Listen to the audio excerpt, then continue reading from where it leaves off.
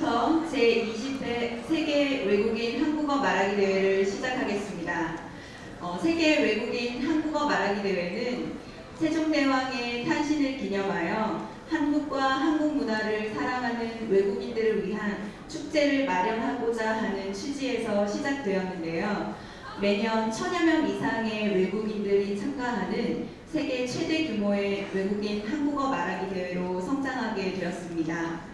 올해도 성대하고 알차게 준비하였으니 오늘 하루 마음껏 즐기시고 그리고 오늘 본선 진출자들에게도 아낌없는 성원 부탁드리겠습니다.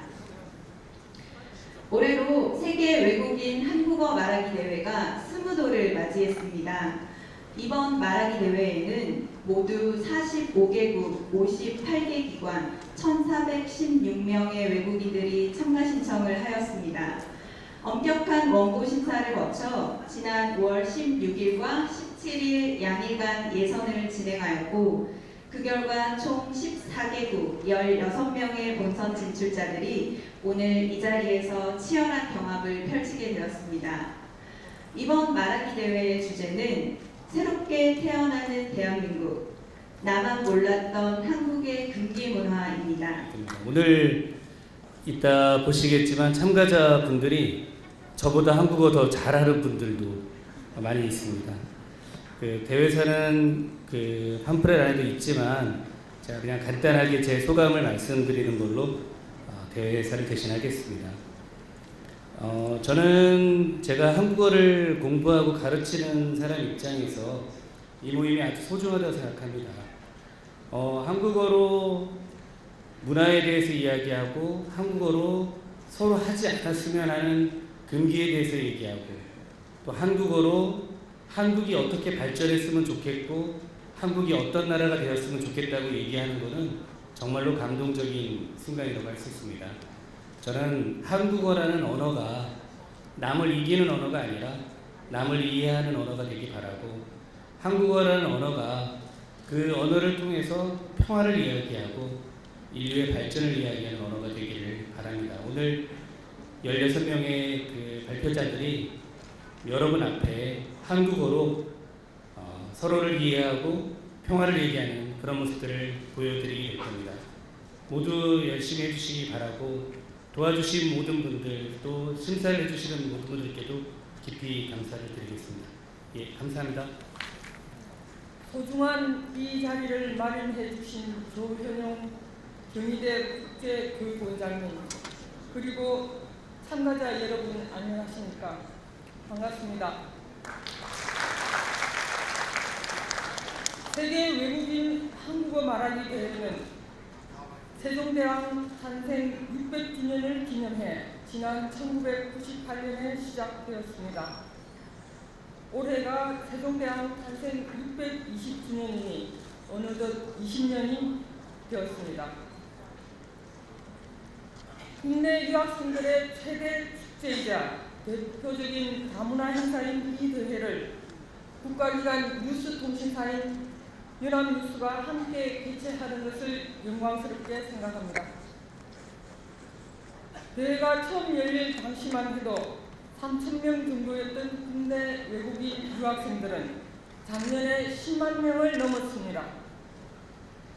토픽, 즉 한국어 능력시험 응시자도 해마다 늘어 20만 명을 돌파했고 한국어와 한국학을 개설한 외국 대학도 100여 개국에 1,000여 곳을 헤아린다고 합니다.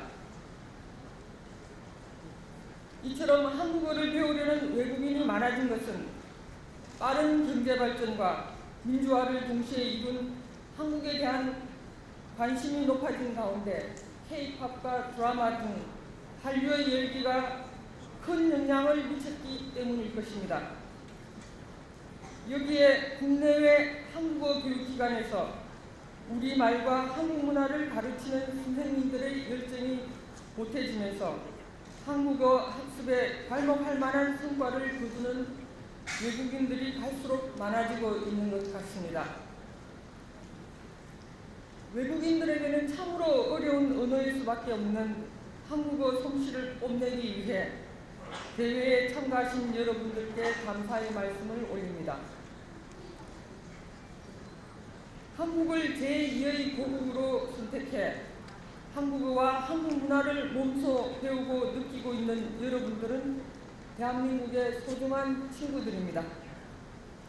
앞으로도 여러분의 모국과 한국 간의 가교 역할을 하면서 국제 우호와 평화에 힘써 주시기를 부탁드립니다. 오늘 대회의 주제는 새롭게 태어나는 대한민국과 나만 몰랐던 한국의 금기 문화입니다. 다방면에서 빠르게 변화하는 한국 사회에 대한 여러분들의 솔직한 생각과 바람을 들어보고자 합니다. 한국 특유의 금기 문화로 여러분들이 어떤 경험을 했는지도 궁금합니다. 그동안 갈고 닦은 한국어 실력을 토대로 허심탄회하게 각자의 생각을 들려주시기 바랍니다. 다양한 문화적 배경과 경험을 지닌 여러분과 함께 이야기를 나누는 것은 한국인들에게는 스스로를 돌아보게 하는 기회가 될 것입니다. 서로에 대한 이해를 높이고 포용함으로써 다문화 사회로 진입한 한국이 통합으로 나가는 데도 크게 기여할 것입니다. 한국어 말하기 대회를 창설해 지금까지 키워온 경희대 국제교육원의 헌신과 노고의 경의를 표하면서 이번 대회를 준비해 주신 관계자 여러분께 감사의 말씀을 드립니다. 심사위원들을 소개하겠습니다. 먼저 이번 대회의 심사위원장이신 김중섭 교수님이십니다. 김중섭 교수님께서는 현재 경희대학교 국어국문학과 교수로 재직 중이시며 경희 한국어문화연구센터장, 경희미래위원회 사무총장을 맡고 계십니다. 네, 다음은 조금 전 인사를 마치신 연합뉴스 글로벌 코리아 센터의 현경숙 본부장님이십니다.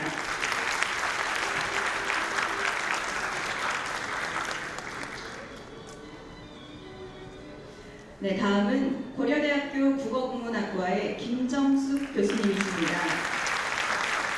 김정숙 교수님께서는 국제 한국어 교육학회 회장을 역임하셨으며 현재 세종학당재단 이사를 맡고 계십니다.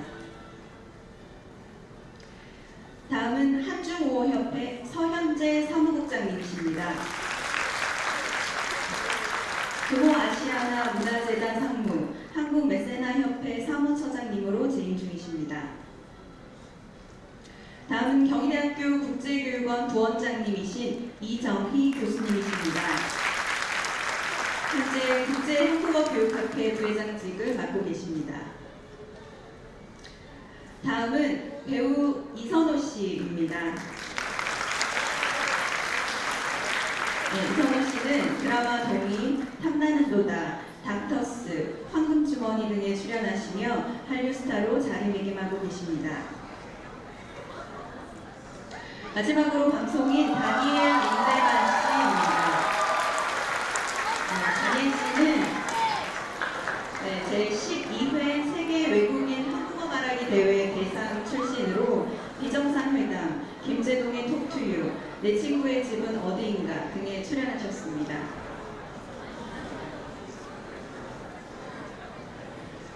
네, 다음으로 제20회 세계 외국인 한국어 말하기 대회를 위해 아낌없는 지원을 보내주신 후원기관을 소개해드리겠습니다.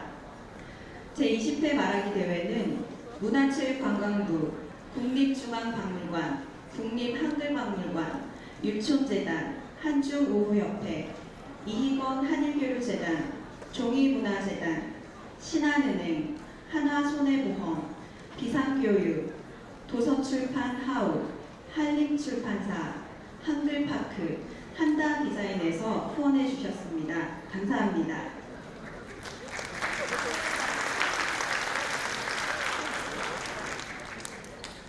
네, 이번에는 이 자리에 참석하신 내빈을 소개하겠습니다. 먼저 본 대회의 공동 주최기관인 연합뉴스 글로벌 코리아 센터 정형규 부장대원님께서 참석해 주셨습니다.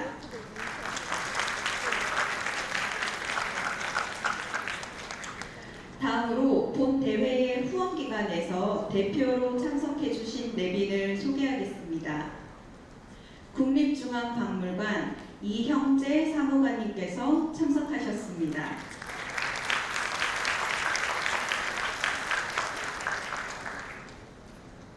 국립한글박물관 이승재 과장님께서 참석하셨습니다.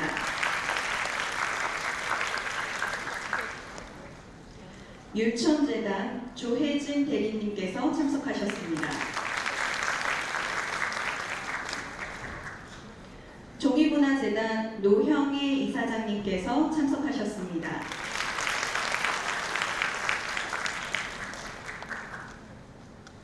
비상교육 안명선 CP님께서 참석하셨습니다.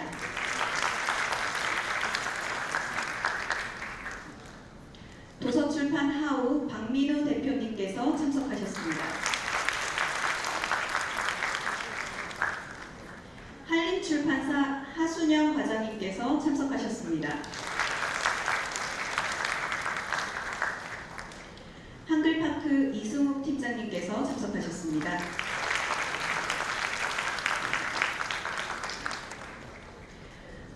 네, 다음으로 경희대학교 국제교류처 박용승 처장님께서 참석하셨습니다.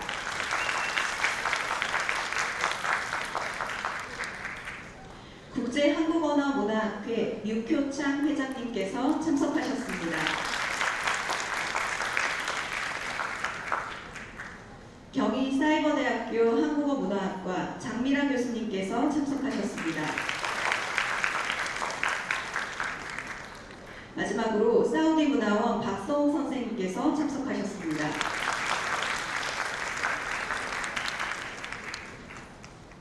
네, 감사드립니다. 다음으로 오늘을 위해 멋진 화환을 보내주신 기관을 소개하겠습니다. 먼저 도서출판 하우에서 화환을 보내주셨습니다. 감사드립니다. 그리고 주한 사우디아라비아 문화원 사미 압둘화 원장님께서 화환을 보내주셨습니다. 감사드립니다. 네, 탄현 씨의 경험이 우러난 발표 기대하겠습니다. 여러분 안녕하세요. 제가 어렸을 때 상도라는 한국 드라마를 봤습니다. 그 드라마 속의 주인공 임상욱은 부도에서 한국과 중국의 무역선들에게 통역을 해주며 중국어 통역관의 꿈을 키웠습니다. 중국 무역선들과의 대화를 통해서 중국어를 연습할 수 있는 기회를 가졌을 뿐만 아니라 중국의 국내 사정에 대해서도 이해할 수 있었습니다. 부도에 있는 시장은 중국어 통역관이 되고자 했던 임상욱에게 중국을 엿볼 수 있는 창이었던 셈입니다. 몇백 년이 지난 후 중국 그 땅에는 한국어 통역이 되려고 매헌 유몽길 의사 기념관에서 자원봉사하는 한 청년이 있습니다. 그 청년이 바로 저입니다. 그곳을 찾는 한국 사람들에게 윤봉길 의사에 대해 설명해 줄 때마다 저는 마치 윤봉길 의사 곁에 서 있는 착각에 빠집니다.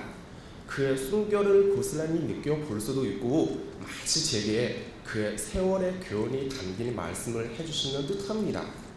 윤봉길 기념관은 저와 한국을 연결해주는 구름다리가 되어 저와 한국을 더 가깝게 이어주고 있습니다.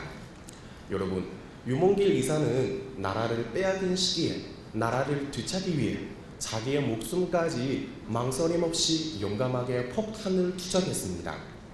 죽음은 누구에나 피하고 싶고 두려운 일입니다. 하지만 윤봉길 의사가 스스로 죽음을 택한 한 번의 기회는 바로 나라를 위한 순간이었습니다. 그의 담당한 순국 정신은 수많은 한국인의 구구 의식을 깨웠고 한국인들은 마침내 관복을 맞이했습니다. 지금 저에게 희망과 꿈을 제시해준 한국은 그 어느 때보다 더 시급한 위기에 직면하고 있습니다.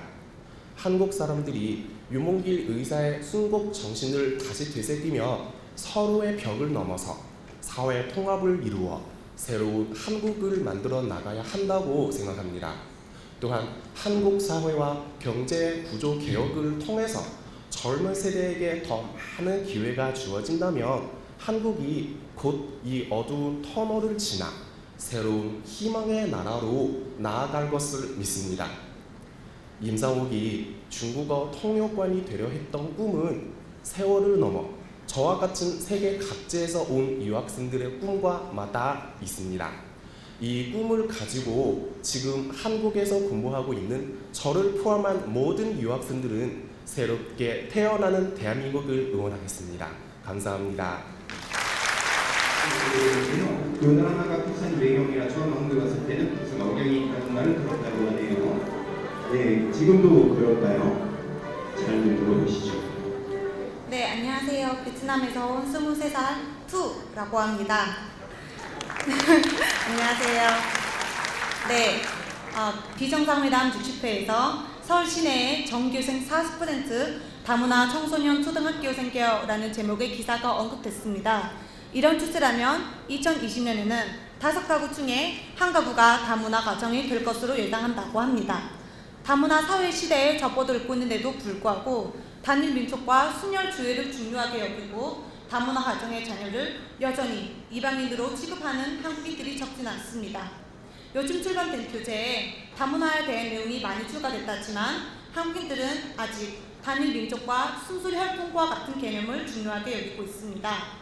이런 개념에 따라 같은 민족, 같은 핏줄이라서 서로 도와주고 차별 없이 같이 나아가야 한다면 다른 민족, 다른 핏줄이라면 어떻게 돼야 하나요? 2015년 전국 다문화 가족 실태 조사에 따르면 다문화 가정 자녀의 학교 폭력 피해율을 5%로 2012년보다 3.7% 감소했지만 5%도 역시 적은 숫자가 아닙니다. 사실 저는 언어를 공부하는 사람으로서 다문화 가정의 자녀들이 부를 때가 많습니다. 어릴 때부터 다른 나라의 언어와 문화를 배울 수 있는 환경에 자연스럽게 노출됐기 때문입니다. 이런 사람들은 교육을 잘하면 나중에 이중언어 혹은 한국과 다른 나라를 연결하는 그런 인재로 성장할 수 있죠. 그런데 이런 잠정적 인재들이 학교에서 따돌림을 당해 공부에 흥미를 잃는다고 하니 정말 안타깝습니다. 아시다시피 사회의 미래는 학생들입니다. 점점 빠른 속도로 늘어나는 다문화 가정의 자녀들이 교육을 잘 받지 못한다면 노동력이 부족한 고령화 사회인 한국은 과연 계속 발전적인 방향으로 나아갈 수 있을까요? 제가 예전에 베트남에서 한 한국 학원에서 일한 적이 있었습니다.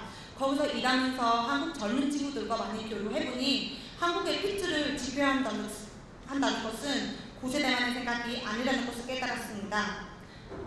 한국 부부의 자녀이든 다문화 가정의 자녀이든 모두 다 같이 한국 국토 안에서 한국 문화 속에서 성장하고 한국 말로 소통하고 더 좋은 한국을 위해서 노력하는 자녀들입니다. 한 핏줄로 닫힌 한국에서 모든 핏줄이 평등한 대한민국으로 새롭게 태어나기를 기대합니다. 감사합니다. 고향 친구에게 소개하고 싶은 한국의 모습으로 한국이 안전한 나라라는 것을 첫손에 꼽았는데요. 밤 늦게까지 놀아도 안전한 한국에 대해 어떤 이야기를 할까요? 들어보겠습니다. 네, 안녕하십니까. 저는 오늘 한국 금기 문화에 대해서 말씀드릴 예정입니다. 저는 한국에서 금기된 행동이 한국에서 가진 의미와 그 행동이 우리나라에서 가진 의미를 비교해 가면서 설명해 드린 것이 좋을 것 같습니다. 첫 번째로 한국에서 밥을 먹을 때 하면 안 되는 행동에 대해서 말씀드리고 싶습니다. 제가 한국에 처음 와서 처음으로 한국 음식을 먹었던 사람이 우리나라에서부터 아는 한국인 형입니다. 제가 그때 한국 금기 문화에 대해서 아는 게 아무것도 없어서 바로 그날 실수를 해버렸습니다. 제가 밥을 먹다가 숟가락을 밥 위에 꽂아서 물을 마셨습니다. 저의 행동을 본 형이 저에게 카메라나 아니 한국에서 일하면 안 되는 거 모르노? 라고 물어봤습니다. 제가 그때 당연히 놀랐다면서 형에게 왜 안 되냐고 물어봤더니 형이 한국에서 숟가락을 밥 위에 꽂는 행위는 죽은 조상에게 제사를 지낼 때 하는 행위이기 때문에 밥을 먹을 때 하면 절대 안 된다고 했습니다. 그런데 우리나라 같은 경우에는 숟가락을 밥 위에 꽂는 행위는 금기사항이 아닙니다. 옛날에 우리나라에서 남자들이 부모님에게 결혼하고 싶다는 말을 쉽게 못해서 밥을 먹을 때 숟가락을 밥 위에 꽂아서 표현했다고 합니다. 네, 제가 그날 한국 금기 문화에 대해서 빨리 알게 된 것이 앞으로 할 실수들을 막는다는 점에서 다행이라고 생각했습니다. 다음으로 한국에서 하면 안 되는 행동은 남의 이름을 빨간색 잉크로 쓰는 것입니다. 제가 어학당을 다닐 때 어느 날 선생님의 부탁으로 그날 같이 점심 식사하러 갈 학생들의 명단을 만들게 되었습니다. 그때 아무 생각 없이 빌통 안에서 빨간색 볼펜을 꺼내서 명단을 만들게 되었습니다. 학생들의 이름을 다 쓴 후에 선생님께 드릴 때 선생님이 놀란 표정을 봤습니다. 선생님이 저에게 카메라 학생, 이게 대체 왜 빨간색으로 쓴 거죠? 물어보셨는데 제가 그냥 예뻐 보이게 썼어요 라고 대답했습니다. 왜냐하면 우리나라에서는 글을 예뻐 보이게 쓰려면 주로 빨간색 잉크로 쓰는 것입니다. 지금까지 두 가지 행동을 살펴봤는데요.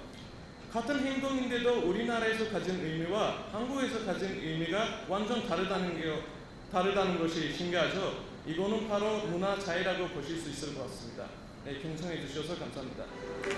길에서 넘어졌을 때 아이고라고 한국말이 먼저 나온다는 아유미 씨입니다. 발표를 듣도록 하겠습니다. 안녕하십니까. 일본에서 온 야마유미입니다. 저는 아픔을 겪었던 한국이 또 전 한국으로 거듭날 수 있다는 것을 믿고 제 발표를 시작하고자 합니다. 4월 어느 날 저는 길을 걸어가다가 무언가 하나를 받았습니다. 그것은 바로 이것. 한 사고를 되돌아보게 하는 노란 리본이었습니다. 2014년 4월 16일에 세월호 참사가 일어났습니다. 저는 한국에 와서 제가 받은 노란 리본을 비롯해 그 사고에 관한 여러 가지 활동을 봤습니다. 그 모습을 보고 저는 굉장히 놀랐습니다. 왜냐하면 자기 가족이나 친구가 아닌 피해자들과 그 유족들을 위해 많은 사람이 협력해서 활동하고 있었기 때문입니다. 일본에서는 이렇게 3년이나 지난 사고에 대한 지목 활동은 보통 진행되지 않습니다. 이런 활동을 보면서 저는 넘치는 정뿐만 아니라 강한 행동력으로 하나위에 협력할 수 있는 한국인의 국민성 또한 느끼게 되었습니다. 그런데 여러분, 이런 행동력이 단단한 제도와 만난다면 어떻게 될까요? 아마 제2의 세월호 참사와 같은 일들은 다시는 일어나지 않을 것이고 대한민국은 더욱 안전한 나라로 거듭날 수 있을 겁니다. 안전은 아무리 강조해도 지나치지 않습니다. 모든 부분에서 안전을 중요시해야 하겠지만 저는 특히 지진 대책을 마련할 필요가 있다는 말씀을 드리고 싶습니다. 아시다시피 저는 지진하면 떠오르는 나라 일본에서 왔기 때문입니다. 요즘 한국에서도 지진으로 인한 불안감이 생긴 것으로 알고 있습니다. 일본처럼 큰 지진 피해를 보기 전에 모든 건물에 내진 설계를 하고 만일의 경우를 대비해 내피소에 비상물자를 마련해 놓는 것이 중요합니다. 많은 시간과 노력이 필요하겠지만 한국에는 그것을 해낼 수 있는 국민의 힘이 있습니다. 한국은 안전이 제대로 지켜지지 않아서 안타깝고 힘든 일을 겪고 말았습니다. 하지만 지금이야말로 그 국민성을 제대로 발휘하여 대한민국을 새롭게 바꿀 기회라고 생각합니다. 제가 한국에 온 지 아직 1년도 지나지 않았지만 벌써 많은 변화가 있다는 것을 느끼고 있습니다. 비 온 뒤에 땅이 끊는다 라는 말이 있듯이 어려움을 겪은 후 그것을 이겨내는 이 상황이 더 나은 한국으로 발전하는 계기가 될 거라고 믿고 저도 진심으로 응원하고 싶습니다.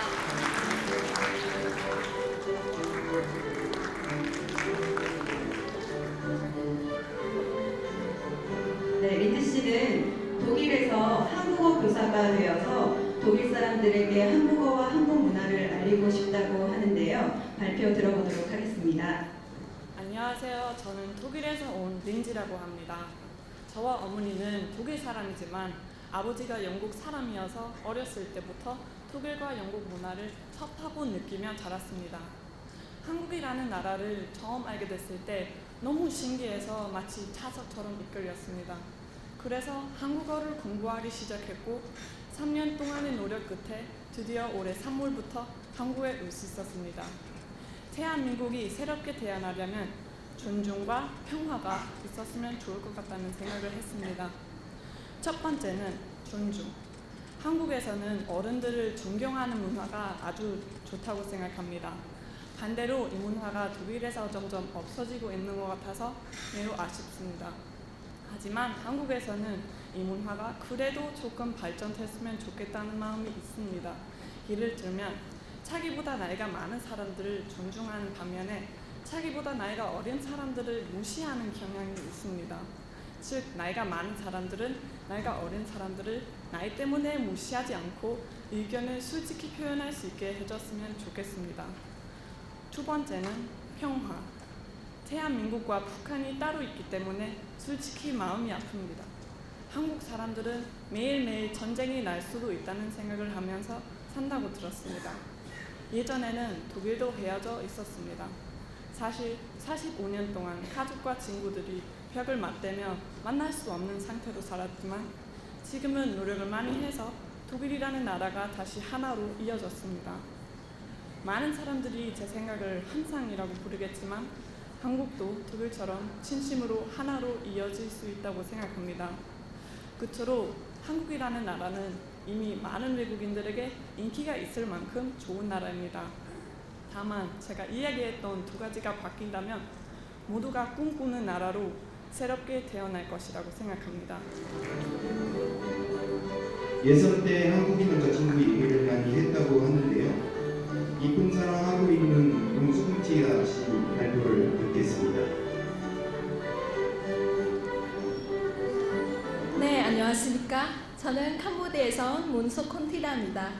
제가 한국에서 3년 동안 생활하면서 한국의 독특한 문화를 알았을 때 좀 당황스러운 때도 있었지만 재미있다고 생각한 적도 있습니다. 그래서 오늘 여러분에게 제가 몰랐던 한국의 금기 문화에 대해 말씀드리려고 합니다. 먼저 여러분에게 질문 하나 하겠습니다. 여러분 치킨을 좋아하시나요? 저도 치킨을 엄청 좋아합니다. 한국 사람들이 치킨을 사랑하는 것을 보면 한국의 닭 소비량이 매우 높다는 것을 실감합니다. 한국의 치킨 가게 수가 전 세계에 있는 맥도날드 매장보다 많다고 합니다. 와, 정말 대단한 것 같습니다. 치킨의 종류도 후라이드 치킨, 간장 치킨, 양념 치킨 등 엄청나게 많이 있습니다. 여러분, 치킨의 어느 부위를 좋아합니까? 저는 날개를 제일 좋아합니다. 제가 왜 갑자기 치킨에 대해서 이야기하는지 궁금하시죠? 네, 바로 그 이유는 제가 치킨을 먹으면서 알게 된 한국의 재미있는 금기 문화를 말씀드리기 위해서입니다. 저는 남자친구와 같이 치킨과 맥주, 즉 치맥을 먹는 걸 좋아합니다. 남자친구와 같이 치킨을 처음 먹던 날 남자친구는 치킨을 나오자 제일 먼저 닭날개부터 찾아서 먹었습니다. 저도 치킨을 빨리 먹고 싶어서 와, 맛있겠다, 나도 먹어야지 라고 했습니다. 그러자 남자친구는 잠깐 스톱! 날개는 먹으면 안 돼 라고 했습니다. 저는 당황스러워서 남자친구에게 물었습니다. 오빠도 날개 좋아해? 남자친구는 이렇게 대답했습니다. 한국에서는 닭 날개를 먹으면 날개를 달고 꼬꼬댁하고 멀리 날아간다는 말이 있어서 너 대신 내가 먹을 거야. 저도 닭 날개를 엄청 좋아하는데 썰했습니다. 한국 사람들 이런 문화는 한국 사람들에게 인연을 닭 날개를 주면 멀리 날아간다는 말이 있어서 저에게 닭 날개를 주지 않았던 것입니다. 이런 문화는 캄보디아에는 없습니다. 캄보디아에는 날개를 먹든 다리를 먹든 아무 의미가 없습니다. 그냥 같이 맛있게만 먹으면 됩니다. 네, 제 생각에는 닭날개 부분이 맛있잖아요. 그래서 맛있는 날개를 서로 먹기 위해서 생겨난 재미있는 금기 문화인 것 같습니다. 네, 이런 문화를 보면 한국 사람들이 인간관계를 정교하게 생각하는 것 같습니다.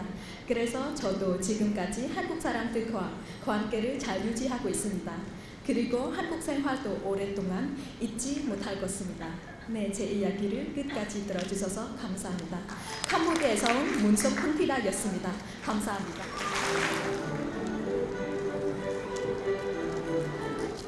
네, 자야 씨는 중학교 때 한국에 처음 와봤다고 하는데요. 앞으로 한국에서 공부도 하고 일도 하고 싶다고 합니다. 네, 발표 들어보도록 하겠습니다. 안녕하세요. 저는 아크자이아입니다. 저는 한국에 온 지 얼마 안 됐습니다. 한국에 와서 느낀 것들을 여러분과 이야기해보고 싶습니다.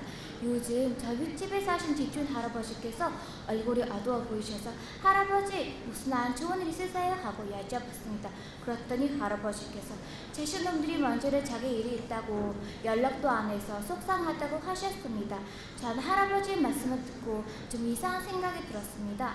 제가 몽골에 살 때는 특별한 일이 없더라도 가족과 자주 연락하고 밥도 같이 먹고 치과들과 산책도 하며 이야기하는 시간을 많이 가졌습니다. 그래서 그게 당연한 일이라고 생각했는데 할아버지나 가족들은 그러지 않아서 왜 그럴까 하는 생각이 들었습니다. 그래서 한국 사람들은 일하는데 시간을 많이 빼앗기고 스트레스도 많이 받아서 가족들에게 소홀한 거라고 생각했습니다. 하지만 제 친구들한테 들은 이야기는 좀 달랐습니다. 제 친구들은 가족들 때문에 스트레스를 많이 받는다고 말했습니다. 그래서 왜 그러냐고 물어봤더니 가족들을 보면 항상 다른 사람들과 비교를 해서 기분이 별로 좋지 않다고 했습니다. 예를 들어 부모의 아들, 딸은 장학금을 받았다고 하는데 난 왜 못 받았니? 하고 다른 사람들과 비교를 한다고 합니다. 가족이지만 서로 다른 것을 보고 다른 생각을 하고 있는 것 같습니다. 가족들이 서로 좀 이해하려고 노력한다면 좋을 텐데요. 제가 한국에 오기 전에는 한국에 대한 기대와 긍정적인 생각들만 가지고 있었습니다. 실제로도 한국에 와보니 한국은 가능성이 나라이고 기회가 많은 나라라는 생각이 들었습니다. 그런데 한 가지 아쉽다고 느꼈던 것은 바로 가족들의 모습이었습니다. 가족도 하나의 작은 사회라서 가족들이 간의 관계가 큰 의미를 갖는다고 생각합니다. 부모님들은 자식들 위해 따뜻한 위로를 한번 해주는 게 어떨까요? 그 누구의 위로보다 더 튼튼할 겁니다. 그리고 자식들 역시 가족과 자주 연락하고 부모님과 고민을 나누며 대화하기를 열어간다면 좀 더 좋은 해결책을 찾고 가족 안에서 안정적인 삶을 살 거라고 생각합니다. 한국은 지금도 발전하고 있고 앞으로도 계속 발전되어 갈 겁니다. 새로운 대한민국이 되기 위해서 작은 사회인 가정에서부터 서로를 따뜻하게 안아주고 보듬어 준다면 좀 더 멋진 대한민국이 되지 않을까라고 생각합니다. 제 발표는 여기까지입니다. 들어주셔서 감사합니다.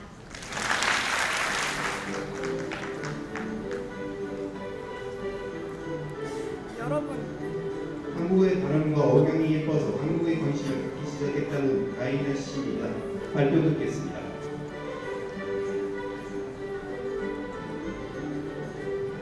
여러분 혹시 N포 세대라는 말 들어본 적이 있으세요? N포 세대는 결혼, 출산, 연애, 희망, 인간관계 등을 포기한 20대, 30대 세대라고 합니다. 이런 말이 있는 줄 몰랐는데 취업을 준비하는 한국 친구와 이야기를 하면서 알게 됐습니다. 제가 방금 말씀드렸던 이 신조어의 핵심은 바로 포기입니다. 여러분의 소중한 사람들은 이런 말 쓰게 되면 어떤 기분이 드실 것 같나요? 저는 이러한 말이 한국 사회에 존재한다는 것이 참 안타깝다고 생각을 합니다. 그러나 최근 뉴스를 보며 제가 몰랐던 한국인의 모습, 친구들에게조차도 낯선 포기하지 않는 한국 사람들의 행동이 정말 인상적이었습니다. 예를 들자면 제가 홍대에 좋아하는 팬케이크집이 있는데 갈 때마다 손님 많고 기본적으로 웨이팅이 있는 맛집이랍니다. 여러분들 다 아시죠? 홍대 맛집은요, 가게 앞에서 기다려야 되고 얼마나 답답하고 고통스러운지를. 그래도 가려고 했습니다. 가려고 했더니 음식점 가게 문 닫혀 있었습니다. 문에 촛불 집회하는 날이라 영업 못한다 적혀 있었습니다. 참 배고파서 참 아쉽다고 생각했지만 한편으로는 음식점 사장님이 정말 대단하다고 느꼈습니다.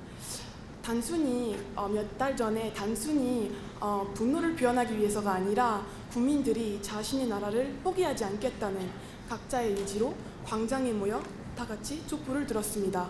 그뿐만 아니라 가슴이 아픈 일을 이제 다시 반복하지 않기 위해서 한 명 한 명 힘을 합치고 수많은 사람들의 목소리가 하나로 모이기 시작했습니다. 아마 여러분들도 직접 가셔서 아니면 뉴스를 통해 볼 수 있었겠지만 광화문에 150만 명 가까이 모였습니다. 그런데 사람이 많았지만 아무 일 없는 프랑스의 길거리보다 더 깨끗했었습니다. 과연 한국 사람들이 우리들에게 보여주는 것은 무엇일까요? 포기와 관련된 영어들이 절대 아니라 바로 꿈과 희망이 아닐까 싶습니다. 저도 희망이 있습니다. 제발 제 친구 빨리 취직해서 소고기를 사줬으면 좋겠고, 한국 사람들은 실패가 있지만 포기를 모르는 사회를 만들 수 있었으면 좋겠습니다. 앞으로 다 같이 꽃길을 걷게 되는 그 날을 기대합니다. 들어주셔서 감사합니다.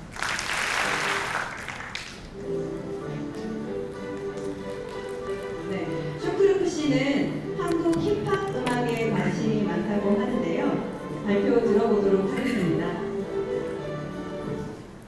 팅커벨의 마법 가루가 뿌려진 음식과 문화를 경험해 보셨습니까? 그 음식과 문화의 마법에 빠지면 어떤 일이 일어나는지를 아세요? 네, 바로 저처럼 됩니다. 제가 왜 우즈베키스탄에서 한국까지 7시간을 날아왔을까요? 그것은 바로 중앙아시아까지 전해져 오는 한국의 뜨겁고 역동적인 문화의 영향 때문이었습니다. 제가 처음 이 원고를 쓸 때 여러분도 기억하고 계실 거예요. 한국은 슬픔과 우울함에 빠져 있었습니다. 대통령이 탄핵되고 제 한국 친구들은 저를 보고 어깨를 일쓱하며 말하기를 비했습니다. 물론 지금은 새로운 힘이 느껴지고 제 친구들의 얼굴엔 자신감이 보입니다. 저는 아직은 이기소침한 제 한국 친구들에게 한국의 뜨겁고 역동적인 문화를 일깨워주고 싶습니다. 첫 번째, 매운맛의 아름다움. 저를 비롯해서 많은 외국인들은 한국의 뜨겁고 빨간 맛을 접한 순간 킬링 에너지를 얻었습니다. 불닭볶음면이라고 하면 더 쉽게 느끼실 수 있으시죠? 지금 이 순간 아 하는 목소리와 함께 그 맛을 혀로 느끼실 겁니다. 불닭볶음면은 유튜브에서도 아주 유명하게 되었고, 해외에 거주하는 많은 분들도 한국의 뜨거운 맛을 보고 맛의 새로운 세계를 경험하게 되었습니다. 두 번째, 한류의 역동적인 에너지. 세계인을 새롭게 태어나게 한 대한민국의 역동성은 바로 한류이겠죠. 저도 한류의 역동적인 에너지를 받으면서 밤을 새우며 열심히 공부하였고, 지금은 빅뱅의 노래를 한국어로 할 수 있는 수준이 되었습니다. 여러분들에게 직접 들려드리고 싶습니다. 간절간절해 오른 애들은 갖고 속에 낳기 때의 테스터를 바꿔주는 스몰레에 뜨끈뜨끈할 때 호호부로 함께 옛다 던져줄 때 감사하며 고개 숙여 만세 둠다다디다다 둠다다디다다. 그러나 이 다이내믹한 한류보다 더 멋진 소리는 광화문에 울려 퍼진 한국의 애국가였습니다. 매운맛의 뜨거운 맛보다 더 뜨거운 것은 광화문 광장의 촛불이었습니다. 요즘 대한민국은 새롭게 태어나고 있습니다. 한국 사람들은 충분히 자격이 있다고 생각합니다. 이제부터 저 쇼크루크는 제가 받았던 뜨겁고 역동적인 에너지를 조금이나마 다시 대한민국에 돌려주고 싶습니다. 새롭게 태어나는 대한민국의 힘을 보태겠습니다. 감사합니다.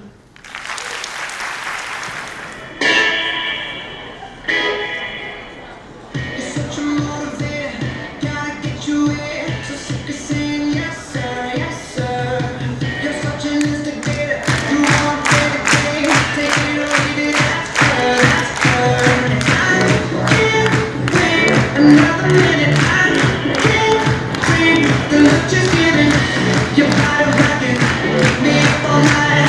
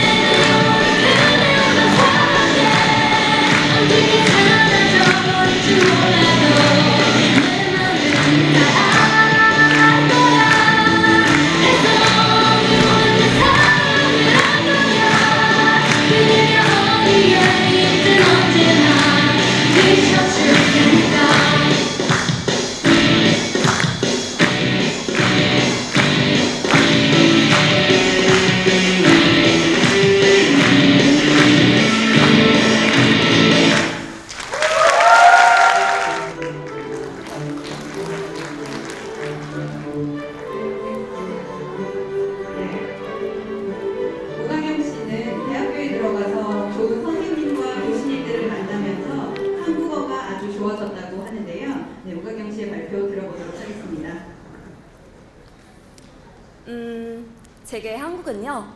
삼순아 결혼해줘. 나는 뚱뚱하니가 좋아. 이렇게 뚱뚱한 삼순이도 멋진 현빈에게 프로포즈를 받을 수 있는 나라. 화장품이 좋고 성형술이 뛰어나 그 어떤 사람도 현빈과 김태희가 될 수 있는 나라. 현빈도 그렇고 화장품과 성형도 그렇고 한국은 제가 꼭 한번 가봐야 하는 나라였습니다. 그래서 한국어를 열심히 배웠고 작년 9월에 드디어 현빈의 나라 한국에 왔습니다. 처음 한국에 와서 참 바빴습니다. 명동 화장품 가게도 가보고 성형외과에 가서 견적도 받아보고 그러다 어느 추운 겨울밤 광화문에 가보았습니다. 정치적으로 분노한 사람들이 100만 명이 넘게 모였는데도 그곳은 평화롭고 질서가 있었고 심지어 축제의 현장이었습니다. 그날 광장에는 현빈보다 김태희보다 더 멋진 대한민국 국민들이 있었습니다. 사람들은 촛불을 들고 새로운 대한민국을 꿈꿨고 그 촛불 뒤로 인해 대한민국은 새롭게 태어나게 되었습니다. 또한 그날 현빈 오빠와 화장품 등으로만 인식됐던 대한민국이 제게도 새롭게 태어났습니다. 네, 제 이야기가 여기서 끝나면 멋진 해피엔딩이 있겠죠. 그런데 세상이 그렇게 만만하지 않잖아요. 촛불 집회에 대한 감동이 채 가시기 전 어느 날 택시를 타게 되었습니다. 왕십리 쪽으로 가주세요. 혹시 중국인 아니요? 아, 네. 저는 중국을 대표해서 택시 기사의 항의를 들으며 내릴 때까지 공포의 시간을 보내야 했습니다. 저는 이런 분위기가 계속되면 중국에서 한국어를 가르치려는 제 꿈을 이룰 수 있을까 걱정이 되기도 합니다. 그러나 저는 믿습니다. 추운 겨울 새로운 대한민국의 탄생을 위해 촛불을 들었던 그 대한민국이 현재 한국과 중국의 문제도 성숙하게 잘 해결해낼 수 있으리라는 걸요. 너무 낙관적이 아니냐고요? 얼마 전 그 대한민국 국민인 친구로부터 문자를 받았습니다. 힘들지? 힘내. 우리 여전히 친구인 거 알지? 저는 그 문자를 받고 많은 위로를 받았고 두 나라 문제에 대한 해결책도 한번 생각해 보게 되었습니다. 사실 저는 그 친구 때문에 한국을 더 잘 알게 되었고 더 좋아하게 되었습니다. 그렇습니다. 한국과 중국이 서로 친구가 되는 겁니다. 저와 제 친구처럼 두 나라 국민이 서로 이해하고 배려하며 서로에 대해 배워간다면 두 나라 관계는 친구 관계로 새롭게 태어날 수 있을 겁니다. 그렇게 되면 두 나라 관계가 어려워질 때 친구들에게 문자를 하는 겁니다. 우리 친구 아이가 한국 대통령과 중국 주석도 우리 친구 아이요. 저는 이런 두 나라 관계를 꿈꾸며 한국을 더 열심히 배우고 많은 한국 친구들을 사귀려고 합니다. 여기 계신 한국 분들 저랑 친구하지 않으실래요? 감사합니다. 우리나라에 있는 호텔에서 알바이트를 할 때 같이 일했던 한국 친구의 친구들 뵙고 뿌듯했다고 했습니다. 발표를 듣겠습니다. 한국과이라는 너무도 멀리 떨어져 있는 나라입니다. 두 나라는 옛날부터 서로 기울이고 하는 한국과이라지만 얼마 동안 여러 가지 이유로 많이 기울임을 놓지 못했습니다. 그러다 보니 서로 되게 모르는 것이 많고 그것 때문에 서로 오해하게 되는 일도 생기는 것 같습니다. 오늘 이야기하게 될 몰라도 한국의 기밀문화도 이런 오해를 만드는 여러 가지 원인 중에 하나인 것으로 생각합니다. 한국에는 이란과 다른 여러 가지 분기사항들이 있다고 들었습니다. 예를 들면 숫자 4를 버리는 의식도 있다고 들었습니다. 4가 죽음을 뜻한다고 생각하여 특히 병원 같은 곳에서는 4씩도 만들지 않고 4호씩도 만들지 않고 하는군요. 엘리베이터에도 4층씩 F를 쓰거나 아예 4층을 없애고 3층 가마를 5층을 만들기도 합니다. 우리 이란에도 숫자와 관련된 특이사항이 있습니다. 예를 들면 13을 10월에서 새해가 되어 11일이 지나 13일이 되게 되면 가족과 함께 밖에 나가 야외에서 소풍을 하며 안으로부터 코앞받기를 소원하기도 합니다. 식문화가 다른 한국과이란에서는 특히 먹는 것과 관련하여 다른 분위기가 참 많은 것 같습니다. 또 우리 이란에서 김기신하는 돼지고기를 좋아하고 복을 불러오는 천사라고 생각하며 돼지고기를 보면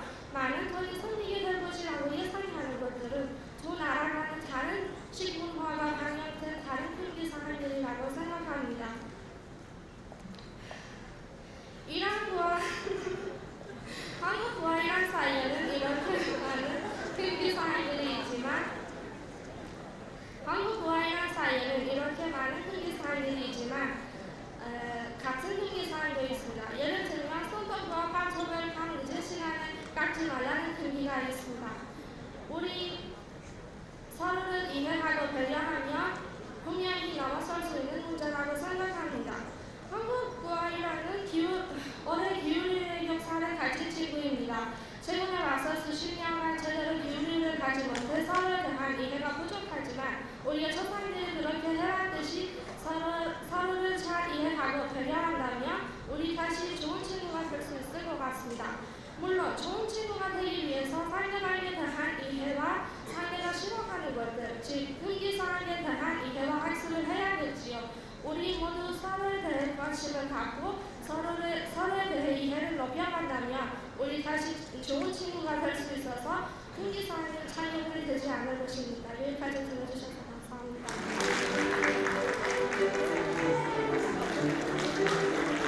네, 니콜라스 씨는 현재 기계과에 재학 중인 공학도인데요. 공학을 공부하는 니콜라스 씨가 생각하는 대한민국의 문화를 발표 들어보도록 하겠습니다. 한국 사회에서는 젊은 사람들의 정치에 대한 무관심은 아주 큰 문제가 될 수 있다고 생각합니다. 여기서 잠깐 우리가 한국 대학생 삶에 대해서 생각해 봅시다. 여러분들 모두 한국인 친구가 최소한 한 명은 있을 거라고 생각합니다. 보통 그 친구들은 부모님, 선생님께서 하라는 대로 다 했습니다.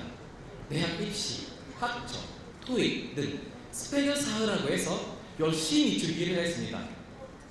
그런데 그렇게 완벽히 준비를 했는데도 취직이 안 된다는 친구들이 많습니다. 개인이 책임을 다했는데도 풀리지 않는 일이 있다면 그것은 사회의 책임으로 봐야 합니다. 그래서 젊은 한국인들이 정치적 상상력을 가지고 정치적 활동에 참여하는 것이 중요합니다. 무조건 정당에 가입하거나 직업은 정치인이 되어야 정치를 할 수 있는 것은 아닙니다. 얼마 전 5월 9일은 대한민국 국민들에게 아주 중요한 역사적인 날이었습니다. 예전에는 젊은 사람들이 대통령 선거하는 날에 투표를 많이 안 했었지만 이번에는 젊은 사람들이 투표를 많이 했습니다. 새롭게 태어나는 대한민국을 위해 젊은 사람들이 정치에 대한 관심을 갖기 시작했습니다. 저는 대한민국에 뛰어난 기술들과 인재들이 많지만 젊은 사람들이 정치에 대한 관심까지 갖게 된다면 개인적으로 대한민국이 세계적으로 제일 발전하고 제일 성공한 나라가 될 수 있는 나라라고 생각합니다.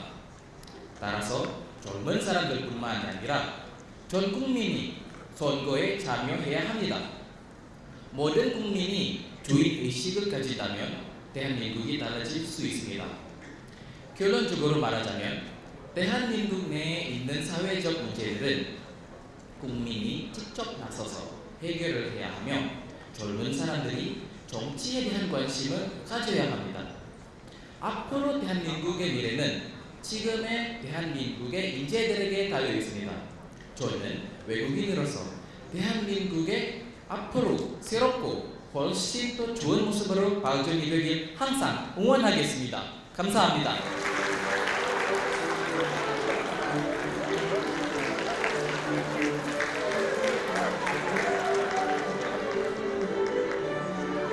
오동구 씨는 전국 노래 자랑에 나간 적이 있다고 하네요. 이거는 오동구 씨 발표를 듣도록 하겠습니다. 안녕하십니까. 저는 케냐에서 온 오동구 프란시스입니다. 저는 일단 묻는 것이 남는 것이라고 생각하기 때문에 식사만큼 귀한 것이 없다고 생각합니다. 여러분도 금강산 도시 구경, 모고지 불빛이 대가부터 달하는 말 들어보셨죠? 제가 회식을 하며 경험했던 한국의 금기 문화에 대한 이야기 들려드리겠습니다. 저는 대학교를 다니면서 교수님과 선배님들과 회식하러 갔던 적이 있었습니다. 그러나 저는 처음에 선배님들과 저랑 교수님보다 먼저 식당으로 가서 맛있는 한우 고기를 주문하고 교수님을 기다리면서 고기를 굽고 있었습니다. 저는 처음에 교수님께서 금방 오실 거라고 예상했었는데 시간 지나서 너무 오래 기다리다는 상황이었습니다. 더군다나 저는 불판에 지금 익어가는 고기를 먹지 못하고 계속 기다린다는 게 좀 억울했습니다. 여러분도 역지사지를 생각해 보세요. 배가 너무나 고픈 상태에서 맛있는 고기 바로 앞에 있는데 1분 1초라도 기다리는 게 얼마나 힘들겠습니까? 손꼽아 기다리던 교수님 드디어 오셔서 식사하기 시작했습니다. 그러나 저는 밥 먹는데 온 정신이 다 발려가지고 무의식으로 밥그릇에다가 숟가락을 갖다 놓더니 제 앞에 앉아 계셨던 선배님 얼굴 갑자기 어두워졌습니다. 저는 걱정돼요. 선배님께 무슨 일 있으세요? 뭐니? 율랑배트 선배님 하시던 말씀은 명호야, 한국에서 밥그릇에다가 수저를 굽는 것이 제사를 지낼 때만 하는 거야 라고 대답하셨습니다.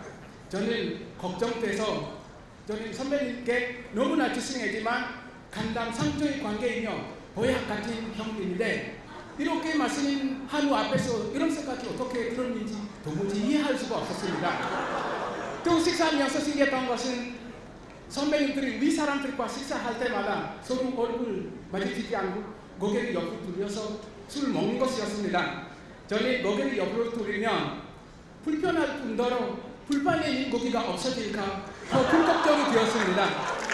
특히 케냐 같은 경우에 남녀노소를 불문하고 대부분 사람들이 고기를 경쟁이라도 하듯이 빨리 먹기 때문에 그렇게 고기를 돌려서 술 마시다가는 결국 고기 한 점도 먹지 못하고 집으로 돌아가기가 세상이기 때문입니다. 여러분 식사하실 때 어릴 불경한 것도 중요하지만 친구 같은 마음으로 즐겁게 대화하며 식사하며 우리가 모두 행복하지 않을까요? 부족한 발표이지만 경청해 주신 국민 여러분, 노경장소로 감사합니다.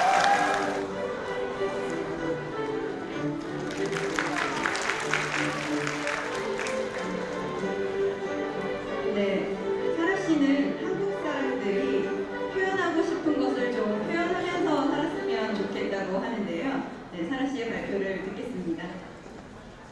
여러분 안녕하세요. 여러분 촛불 지휘에 직접 참여해 본 적이 있으신가요? 네, 광화문을 출발점으로 대통령 단위 지휘를 한다고 그랬는데 남친이 절 보고 같이 가자고 하더라고요. 그래서 제가 안돼 가서 다치면 어떡해, 나 누구랑 결혼을 그럼? 이라고 했죠. 우리 이집트에서 2011년부터 계속 일어나고 있던 시위 모습 생각이 났거든요. 우리나라 시위 모습은 한국의 87년 6월 민주항쟁 모습과 비슷한데 이번은 한국 지휘자들의 태도가 굉장히 다르더라고요. 이번 대통령 단위 시위가 일어나고 있었을 때 무기 소리도 안 들리고 교통도 복잡해지지 않고 비상사태, 동행금지 시간 같은 긴장감을 만드는 말들도 안 나오는 거예요. 웬일이야? 아무렇지 않은 것처럼 국민들은 아주 평범한 날들을 보내다가 정해진 날에 만나 촛불 시위를 했습니다. 게다가 시위자들 간에 무슨 충돌이 일어나 무상자, 사망자 몇 명이 있었다는 말들도 없었습니다. 오히려 아무런 인적, 물질적 손실 없이 서로 반대되는 세력의 시위자들이 한자리에서 시위를 했다고 들었습니다. 이 시위 속에서 나타났던 한국인들의 성숙한 모습이 참 자랑스럽고 실은 부러웠습니다. 세월이 지나면서 한국인들은 국민으로서의 의식과 태도가 달라지고 있고 정부도 그 국민을 다루는 법이 달라지고 있는 것 같습니다. 나와 내가 달라도 우리는 공존할 수 있다. 국민으로서 나라의 시설과 생명을 아끼면서 자기 권리를 요구하고 행사할 수 있다는 국민의 의식과 자유를 한국 촛불 지휘를 통해 볼 수 있었습니다. 이제 한국에서 지휘를 한다고 하면 자신 있게 참여할 수 있을 것 같습니다. 긍정적이고 대박 멋있는 한국 국민 여러분, 안전하게 자유롭게 영원한 미래를 만나길 바랍니다. 감사합니다. 한국을 중요한 시간이고요. 자연 씨의 발표를 듣겠습니다.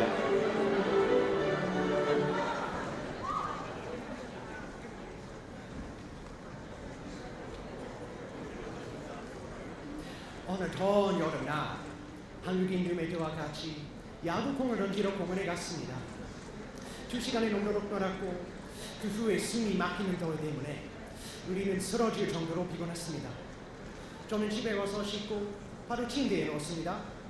그런데 방이 더운 탓에 잠이 안 왔습니다.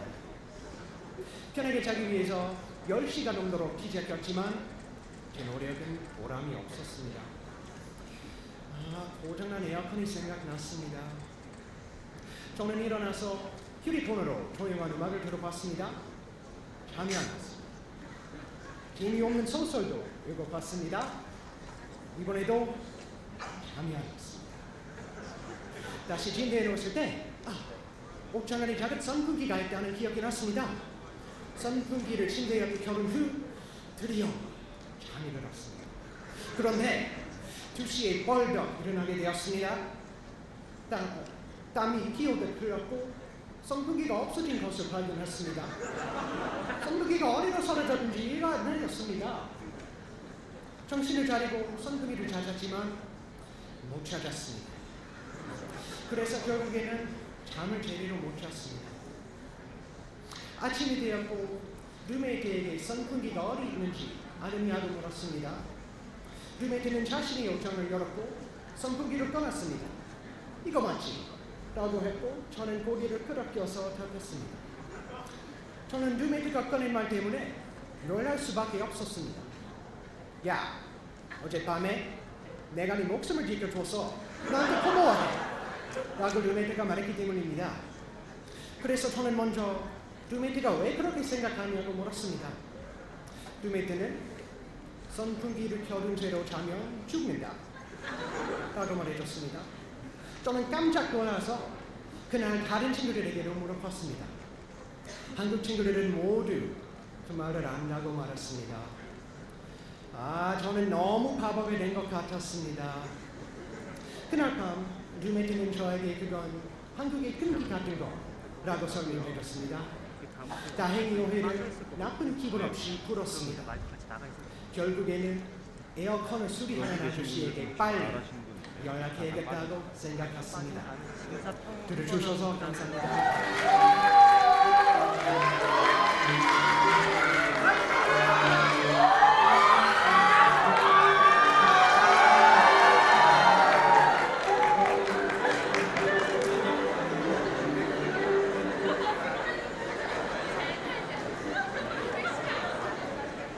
사사 씨는 한국에서 치킨을 정말 먹어보고 싶다고 하는데요. 사사 씨의 발표를 들어보도록 하겠습니다. 안녕하세요. 세계 224개국 중에 한국 220위, 최하위로 나타난 순위. 제가 지금 무슨 말을 하려는지 혹시 눈치채셨나요? 결은요? 아주 가깝습니다. 한국은 출산율 222로 거의 꼴찌 수준으로 나타났습니다. 한국에는 대가족보다 핵가족이 더 많은 데다가 사랑하는 사람과 결혼을 하지 않은 상태로 함께 사는 사람들도 많습니다. 제가 보기에는 슈퍼맨이 돌아왔다 같은 육아 프로그램을 즐겨보고 아이들 열광하는 한국 사람들이 실제는 여러 환경 때문에 싱글라이프나 결혼을 해도 아이를 낳지 않고 나도 한 명 만났습니다. 그리고 제가 아는 한국인 선생님은 아직 싱글이신데요. 아이를 예뻐하시기는 하지만 힘들게 자기 자신을 희생하면서 결혼하고 아이를 낳고 살고 싶지 않아서 아예 싱글을 고집하신다고 합니다. 그렇다면 출산율이 감소하는 가장 큰 원인이 뭐라고 생각하십니까? 그것은 바로 경제적인 이유입니다. 한국에서는 아이를 낳아서 기를 때 엄청난 비용이 필요할 뿐만 아니라 여성의 경우 임신과 출산 과정에서도 직장을 그만둬야 하는 경우가 많습니다. 직장 경력이 단절되면 출산 이후 다시 취업하기 어려워서 경제 활동을 이어나가기 어렵습니다. 그럼 출산율을 높이기 위해서 어떤 노력이 필요할까요? 출산율을 높이기 위해서는 개인적인 인식의 변화와 함께 국가적인 지원이 필요합니다. 자녀가 있는 가정에 세금 혜택과 복지 혜택을 줘서 아이를 낳으면 더 행복하게 살 수 있다는 인식을 만들어 나가야 합니다. 또한 임신과 출산 기간에 부부 모두 육아휴직을 적극적으로 사용할 수 있도록 하고 직장으로 다시 돌아올 수 있도록 제도적으로 지원해 줘야 합니다. 이렇게 하면 출산율은 증가하게 될 것입니다. 아이들은 국가의 미래이고 희망입니다. 새로 태어난 아이의 우렁찬 울음소리처럼 희망찬 대한민국을 기대해 봅니다. 감사합니다.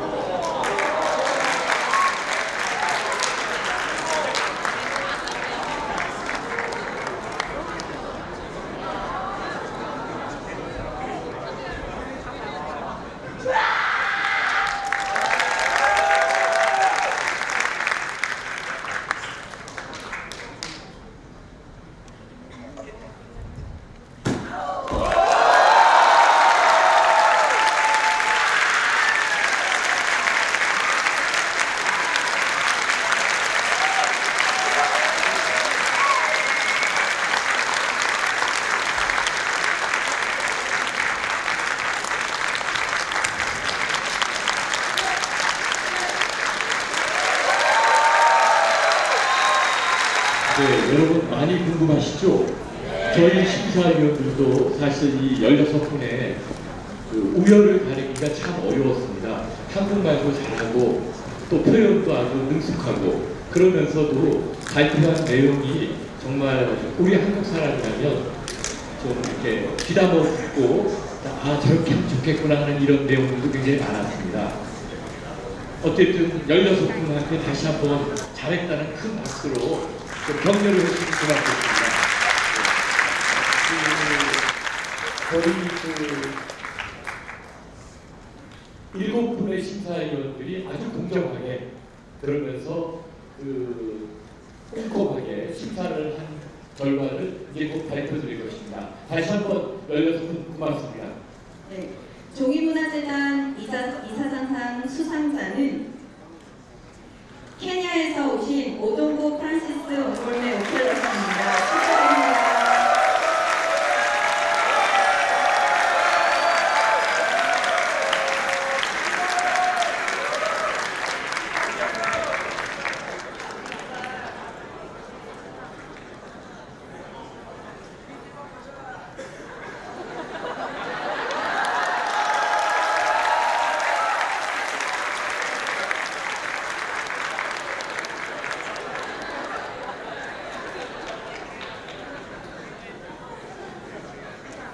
네, 다시 한번 큰 박수 부탁드리겠습니다.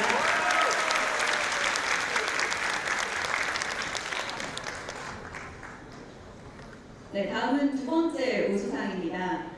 두 번째 우수상은 율촌재단 이사장상입니다. 시상은 율촌재단 조혜진 대리님께서 해주시겠습니다.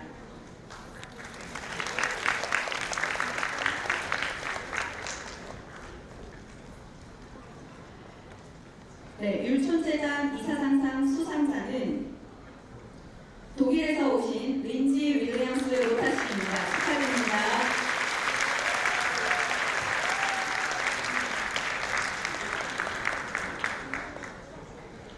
네, 대독하겠습니다. 상장. 네, 축하드리겠습니다.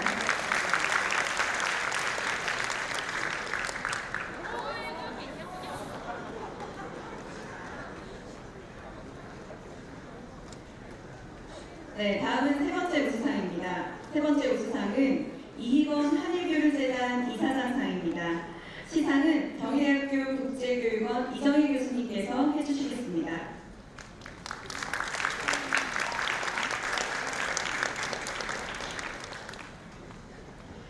네, 이희건 한일교류재단 이사장상 수상자는 일본에서 오신 야마 아유미 씨입니다. 축하드립니다.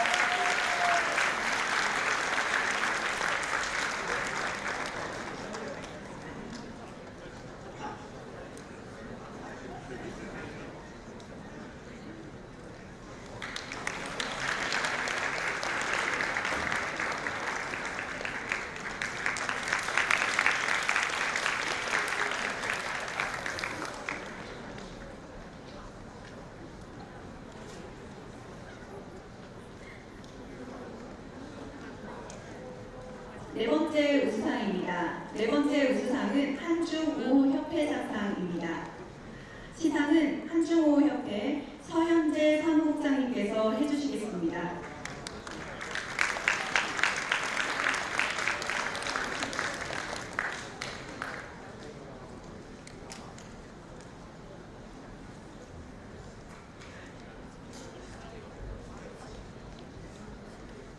네, 한중우협회상상 수상자는 중국에서 오신 상현 씨입니다. 축하드립니다.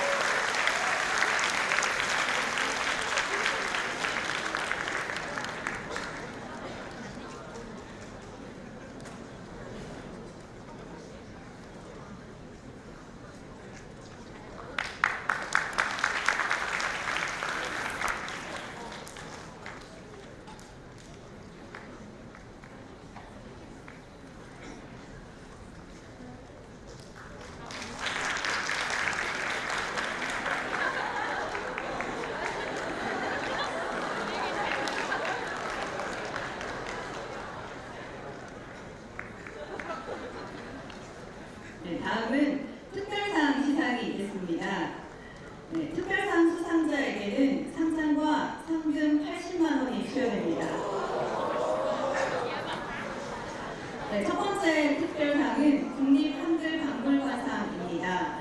시상은 국립한글박물관 이순재 과장님께서 해주시겠습니다.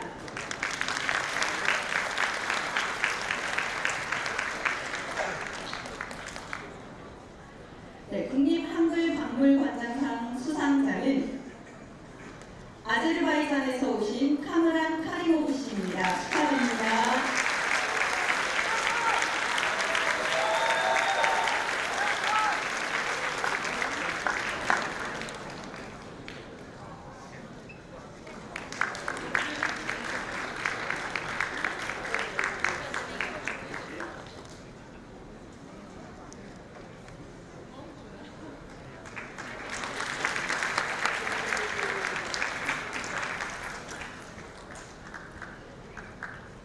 네, 다음은 두 번째 특별상입니다. 두 번째 특별상은 국립중앙박물관상입니다. 시상은 고려대학교 김정숙 교수님께서 해주시겠습니다.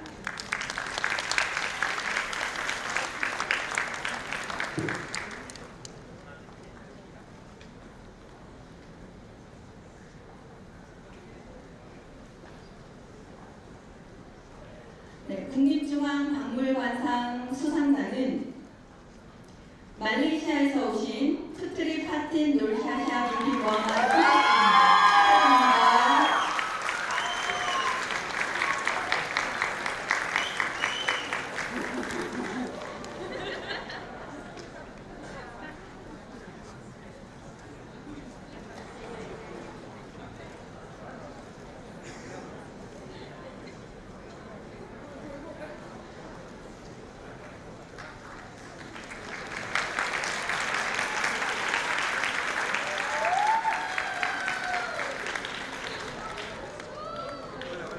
축하드립니다.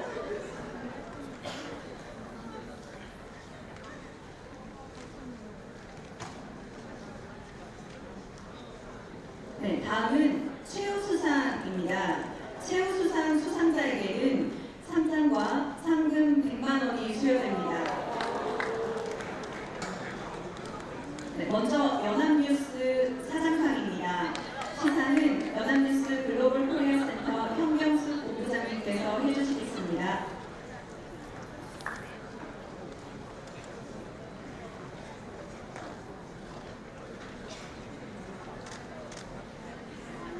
연합뉴스 사장상 수상자는 프랑스에서 오신 아이샤니 파라 카이나 씨입니다. 축하드립니다.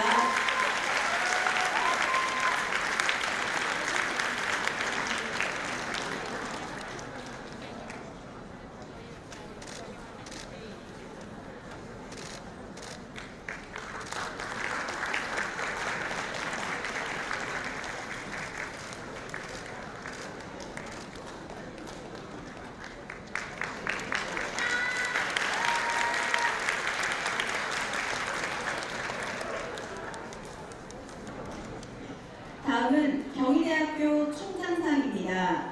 시상은 경희대학교 국제교육원 조현용 원장님께서 해주시겠습니다.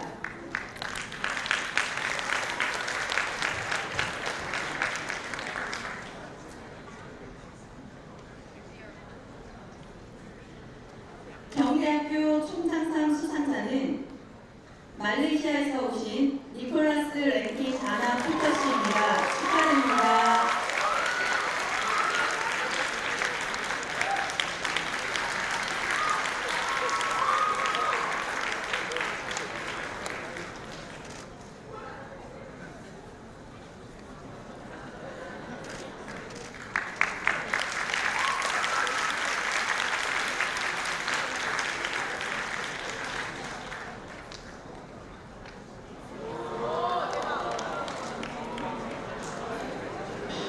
네. 다음은 오늘의 대상인데요. 대상 수상자에게는 상장과 상금 150만 원이 수여됩니다. 네, 대상은 문화체육관광부 장관상입니다. 대상 시상은 김중섭 심사위원장님께서 해주시겠습니다.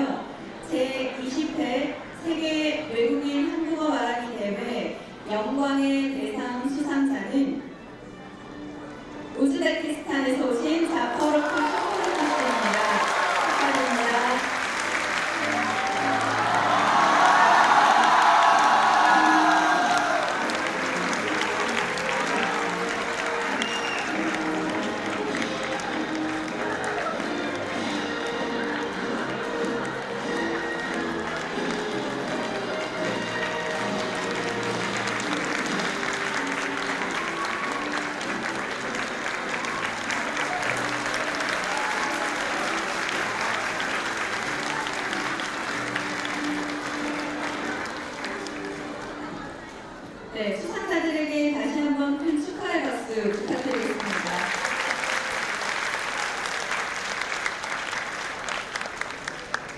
네, 이것으로 제20회 세계 외국인 한국어 말하기 대회를 모두 마치겠습니다.